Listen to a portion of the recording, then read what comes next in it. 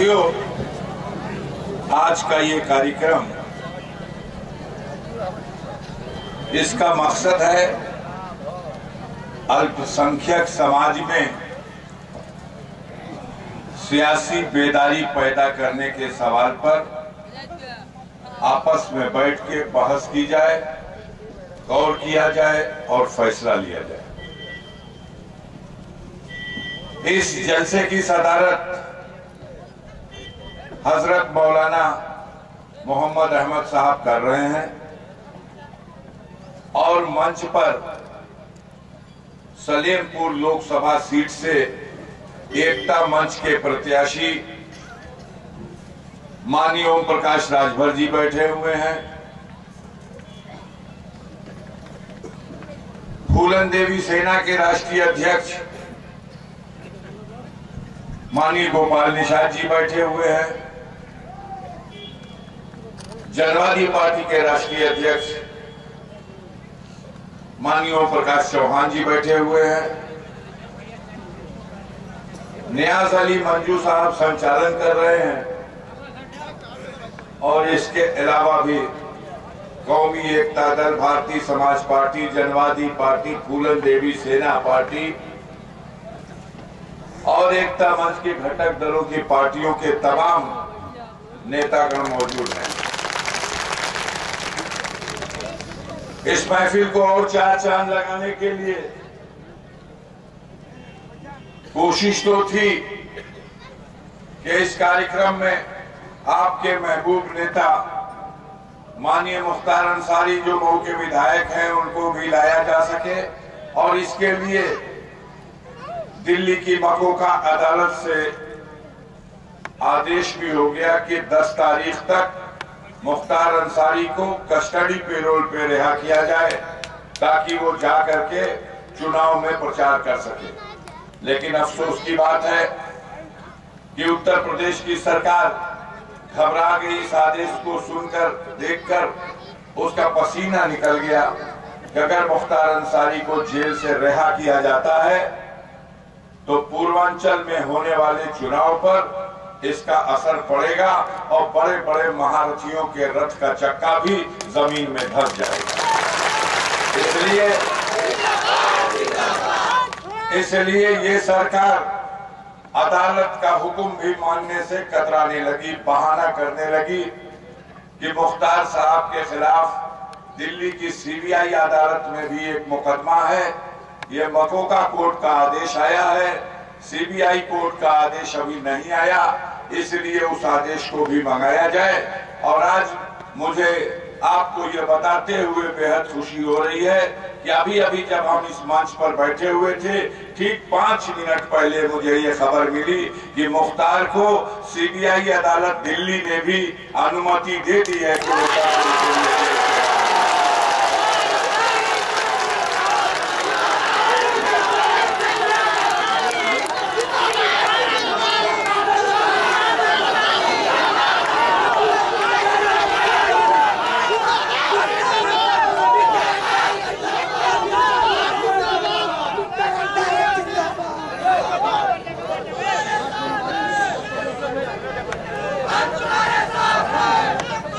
साथियों,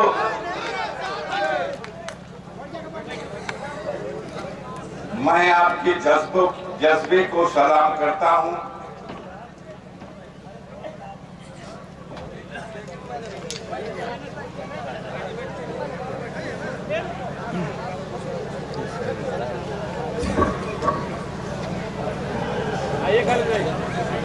मुख्तार के लिए आपके दिलों में जो मोहब्बत है उस मोहब्बत को सलाम करता हूं।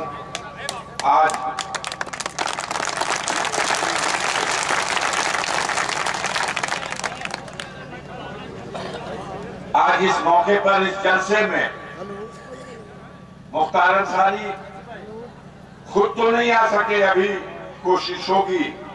यहां से निकलूंगा तो जो सिपाही उनको लेके आने हैं, जो पुलिस फोर्स लेके आनी है, उस पुलिस फोर्स की 10 दिन की तनख्वाह जमा करने का हुक्म दिया है अदालत ने हम लोगों को। तो वो पैसा जमा करने के लिए किसी को आगे भेजा जाएगा और कोशिश किया जाएगा कि जल्द से जल्द उनको वहां से रिहा करा करके लाया जाए। लेकिन इस दरमियान में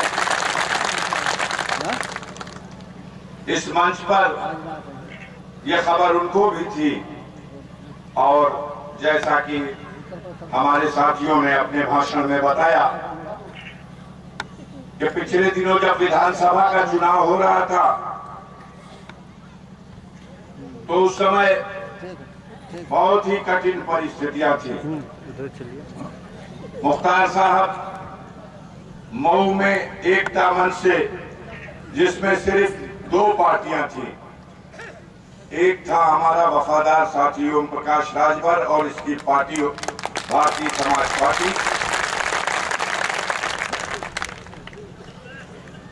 और दूसरी थी कौमी एकता दल। ये दोनों पार्टियों ने मिलकर के पूर्वांचल में इलेक्शन लड़ा। मऊ की सीट पर मुख्तार को हराने के लिए बड़ी गहरी साजिश की गई।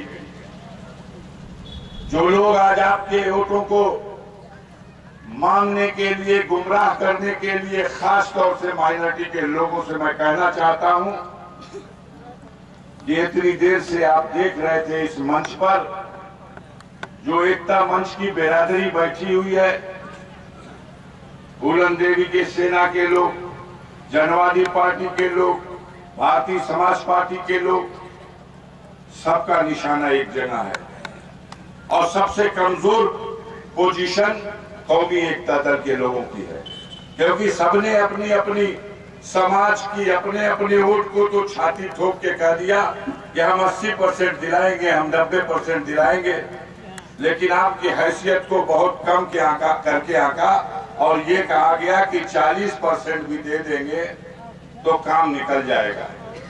इस बिरादरी में जो एकता मंच की बिरादरी है, क्या यहाँ के लोग हमारे भाई कौमी एकता दल को जलील होते देखना पसंद करेंगे? जब दूसरे अपने समाज का 80% वोट दिला सकते हैं, तो हमारे भाई इस इलेक्शन में जहां कौमी एकता दल की पहचान का सवाल आके खड़ा है, जहां मुख्तार अंसारी और अफजाल अंसारी के सियासी वजूद का मामला सामने है, क्या आप ओम प्रकाश राजभर को, जो हमारा वफादार साथी है, अपना 100% वोट देकर के इस क्षेत्र से नहीं जिता? हम अपने जुबान से नहीं, अपने अमल से ये करके दिखाना चाहते हैं।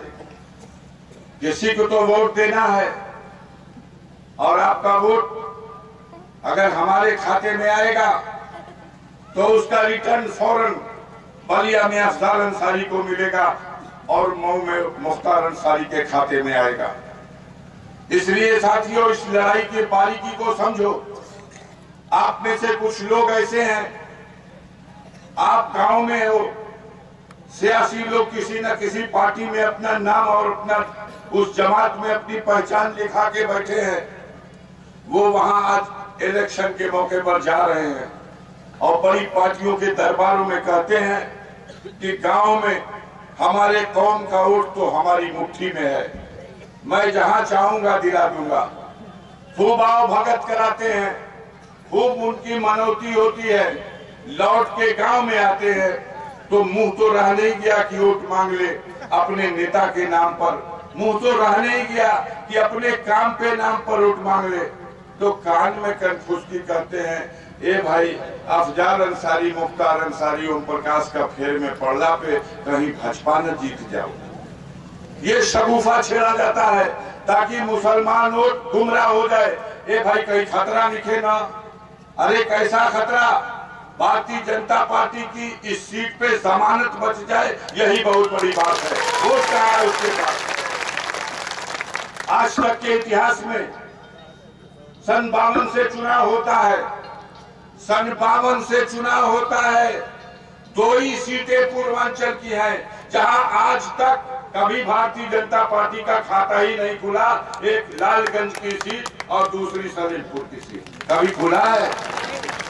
तो जो शगुफा छोड़ते हैं आपके बगल में आके, ये तो अपनी झोली भरवा के आते हैं, बड़े दरबारों में जाके कहते हैं हमारे समाज का वोट हमारी मुट्ठी में है। आप बताओ, आज के दौर में किसी की मुट्ठी में वोट है? लेकिन ये धोखा देते हैं वहां बड़े नेताओं को। उनके दरबारों में कहते हैं वोट मेरी मुट्ठी में है, और गांव में आके कहते हैं खतरा मंडरा रहा है, कहीं भाजपा न जीत जाए। तुम अपने नेता से क्यों नहीं कहते? जवाब दीजिए उसको, जो आता है आपके बीच में उससे कहिए कि अपने नेता से कहो कि सिर्फ वोट लेने आता है तुमको टोपी पहन के, भाजपा को रोकने के लिए हटा लो अपना प्रत्याशी और समर्थन करा दो ओम प्रकाश राजभर का, दिलाओ अपना वोट। अगर भाजपा के लिए सचमुच हराने का जज्बा तुम्हारे पास है, जितना वोट की गठरी ओम प्रकाश के पास है, उस गठरी के चौथाई हिस्से में भी समाजवादी पार्टी के पास वोट नहीं है इस सीट पे, लेकिन शगुफा छोड़ा जा रहा। आप उनसे कहिए, कौमी एकता दल के लोगों ने भारतीय जनता पार्टी नहीं, उसके सिपह सालार के रथ का चक्का धसाने के लिए सबसे बड़ी कुर्बानी देने का काम किया। मुख्तार अंसारी 1,87,000 वोट पाया था, लेकिन बनारस से उनको हमने हटा लिया। बनारस से मुख्तार की उम्मीदवारी का हटाने का फैसला ये कोई मामूली फैसला नहीं है। ये फैसला इसलिए है कि हम फिरका परस्त ताकतों को पनपने देना नहीं चाहते। हमने ऐसे कैंडिडेट को समर्थन दिया कि मीडिया के लोग आके चिल्लाने लगे, ये क्या कर रहे हैं अफजाल साहब, ये तो आपका विरोधी है। मैंने कहा विरोधी और मुकदमेबाजी ये मेरे निजी मसले हैं। हो सकता है उसने हम पर मुकदमा किया, हमें नुकसान हो सकता है, लेकिन मैं पूरे पूर्वांचल और पूरे बनारस के नुकसान को अपने नुकसान से 100 गुना बड़ा समझता हूँ, इसलिए मुख्तार अंसारी को हटा रहा हूँ। आपके पास जब आए इनमें से कोई शगुफा छोड़ने वाले, तो मैं कहना चाहता हूं आज के सम्मेलन का मकसद यही है, अपने को बेदार करो। ये वो कौमें जिनके हाथ में कभी इख्तियार होने का इतिहास नहीं मिलता, बड़े मुश्किल से किसी दौर में मिलेगा, और एक वो कौम जो सदियों तक इख्तियार अपने हाथ में लेके इख्तियार चलाती रही है। आज आप सियासी बेदारी के सवाल पर इनसे पीछे हो, ये आपसे ज्यादा मुत्तहद है, और इस सियासी बिरादरी में जो मंच पर अफजाल अंसारी और मुख्तार अंसारी इस कतार में बैठा है, ये कमजोर लोगों की कतारें, और इस कतार में हम लोग इसलिए शामिल हुए कि हमारे नबी ने भी कहा बेकसों की बेसहारों की मदद करना खिदमते खल्क है, और इसलिए हमने कमजोर लोगों का साथ देना मुनासिब समझा। राजभर भाई कमजोर नहीं है तो क्या है, निषाद भाई कमजोर नहीं है तो और क्या है, चौहान भाई कमजोर नहीं है तो और क्या है। बड़े लोगों का साथ तो बहुत दिन वोट करके देख लिया आपने, एक बार कमजोरों के साथ दोस्ती कीजिए ना। हमने आजमाया है इनके ईमान को, ये पैसे रुपए से जरूर गरीब है, लेकिन ईमान के इतने मजबूत है कि इनको कोई खरीद नहीं सकता। ये वफादारी से साथ निभाने वाले, यही ओम प्रकाश राजभर है। मुख्तार अंसारी का साथ छोड़ दो, मुख्तार अंसारी आतंकवादी है। ओम प्रकाश से तमाम बातें कही गई, लेकिन ओम प्रकाश ने मुंहतोड़ जवाब दिया।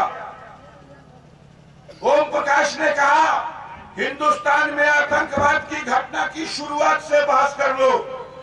आतंकवाद की पहली घटना महात्मा गांधी के छाती में गोली मारने वाला नाथूराम गोडसे मुसलमान नहीं था। हिंदुस्तान में आतंकवाद की दूसरी सबसे बड़ी घटना श्रीमती इंदिरा गांधी को गोली से भून देने वाला भी मुसलमान नहीं था।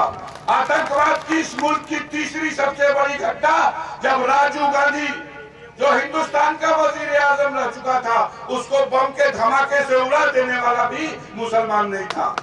मुसलमानों का नाम आतंकवाद से जोड़कर बदनाम करने की साजिश रचने वालों, आज मुसलमानों के अंदर सियासी बेदारी की कमी है। पूरे मुल्क में 20% आबादी होते हुए हम मुत्तहद नहीं है, हम बटे हुए हैं। हम अपने बीच के इन चालाक चतुर उन नेताओं को नहीं पहचानते जो हमारे बीच में बैठते हैं और जाके बड़े दरबारों में पूरी कौम का सौदा करके और बेचने का काम करते हैं। उनको वोट दिलाने के नाम पर उन्हें तसल्ली देने का काम करते हैं। हम आपसे कहना चाहते हैं साथियों, इस बार इतनी बेहतरीन लड़ाई पूर्वांचल में बनी है। ओम प्रकाश राजभर के साथ गरीबों की एक फौज खड़ी है। आप 1000 रुपए की नोट भी एक किसी कौम के लोगों को जाके देखो, इस तपती हुई धूप में क्या मां बहने कभी आकर के इस तरह बैठेंगी न के सर? मैंने देखा है ओम प्रकाश के आह्वान पर, जैसे चिड़िया अपने घोंसले से अंडा बच्चा लेके चल दे, उस तरीके से ये मां बहने ओम प्रकाश की आवाज पर और सारी दुनिया की मुसीबतें खेल के भी मैदान में निकल आती है, अपना आशीर्वाद भी देती है और लड़ाई के लिए ललकार करके हमारा हौसला भी बढ़ाती हैं। दूसरी कौमें देखा देखी ओम प्रकाश को, आज उनके अंदर भी सलाहियत पैदा हुई, वो भी मुत्तहद हुए। आज निषाद समाज का गोपाल निषाद किस तरह से ललकार के बोला, निषाद समाज 95% वोट देगा। तो मैं चाहता हूं इस सम्मेलन में आए हुए माइनॉरिटी के भाइयों, एक बार ललकार के आप भी कहो, ओम प्रकाश तुमको इस लोकसभा सीट से मुसलमान भी 100% वोट देगा, 95 और 99% नहीं होगी।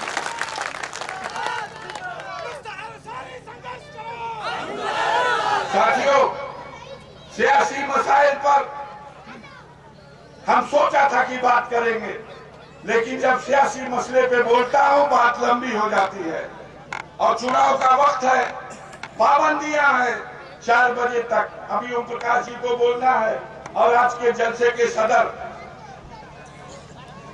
हजरत मौलाना मोहम्मद अहमद साहब भी बोलेंगे। हम तो चाहेंगे कि पहले सदर साहब बोले, उसके बाद ओम प्रकाश जी बोलेंगे। और आपके बीच में एक और खुशखबरी, मुख्तार भले नहीं आ सके, लेकिन अपने फर्जंद को, अपने छोटे शहजादे अब्बास अंसारी को आपके बीच में दुआ देने के लिए भेजे हैं। और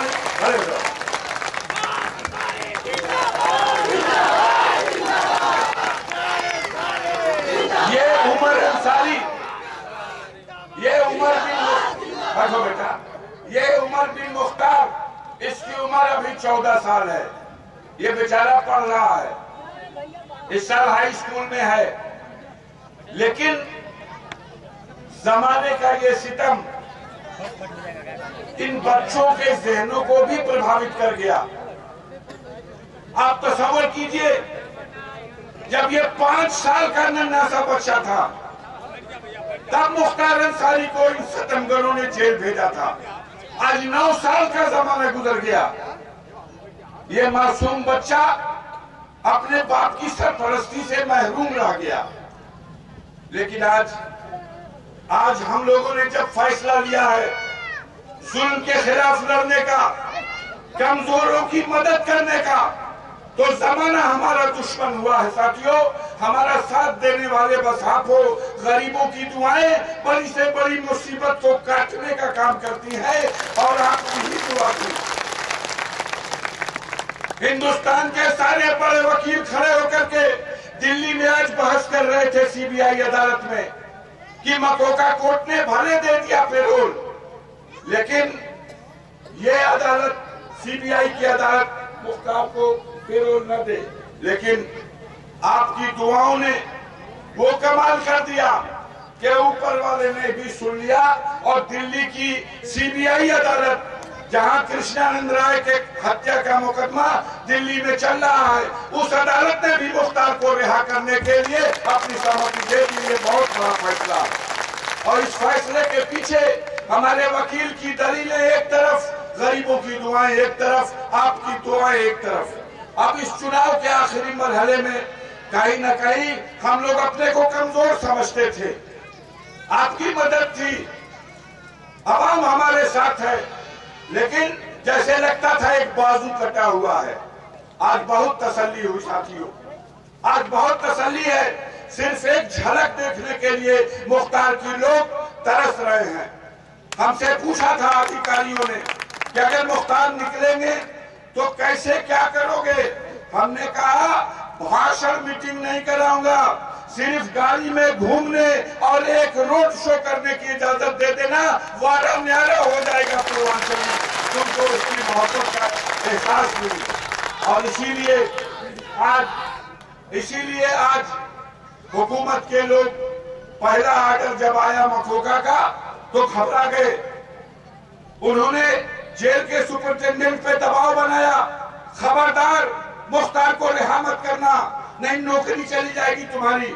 उधर अदालत में कंटेम्प्ट ऑफ कोर्ट की एप्लीकेशन पड़ी, नोटिस सुपरिटेंडेंट पे जारी हुई। वो बेचारा शासक में अगर छोड़ दे तो नौकरी चली जाए, अगर नहीं छोड़ते तो नौकरी चली जाए। कल 12:30 बजे दिन में उसको हार्ट अटैक हो गया, जेल चला गया अस्पताल। और आज अस्पताल में, आगरा के सबसे बड़े अस्पताल में वेंटिलेटर से उसकी सांस चल रही है, पता नहीं बेचारा मरेगा कि जिंदा रह सकेगा। इस सरकार के जुल्म का अंदाजा इससे लगाइए कि कानून से और अदालत से भी